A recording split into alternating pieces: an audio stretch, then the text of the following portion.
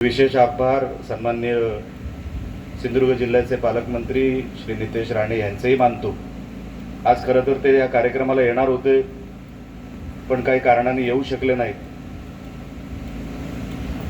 हे नमो उद्यान कुडाळमध्ये व्हावं यासाठी सन्माननीय नितेश राणे यांनी विशेष प्रयत्न केले, त्यासाठी मी मनापासून त्यांचे आभार व्यक्त करतो। या सगळ्या योजना सन्माननीय सीओ साहेबांनी जे इथे बोलून दाखवल्या, ज्याची काही कामांची प्रशासकीय मान्यता आलेली आहे, काही यायची आहे आणि स्पर्धेमध्ये आपण प्रशासकीय मान्यतेमध्ये पुढे आहोत हे सांगण्याचं काम सन्माननीय सीओ साहेबांनी केलं।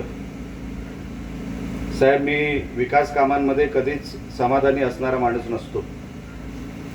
विकास कामं, प्रशासकीय मान्यता, नमो उद्यान आणि बाकीच्या या हेडखाली तुम्ही कामं सांगितली, मग तो एसटीबी प्लांट असू दे, नळपाणी योजना असू दे, घनकचऱ्याचा प्रकल्प असू दे, नगर उत्थानचा निधी, डीपीडीसीचा निधी, आता MIDCने आपल्याला शहराच्या आजूबाजूचा जो काय रस्त्याचा भाग आहे जो आपल्याला पिंगुळीच्या दिशेने घेऊन जातो आणि MIDCचे अंतर्गत रस्ते, या सगळ्या हेडखाली आपल्याला मोठ्या प्रमाणामध्ये कधी मिळाले नव्हते तेवढे पैसे आपल्याला मिळालेले।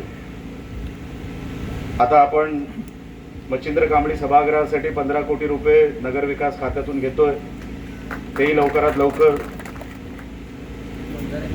त्या जागेच्या अडचणीमुळे ज्या गोष्टी थांबल्या होत्या त्या पण आता सुटलेल्या आहेत।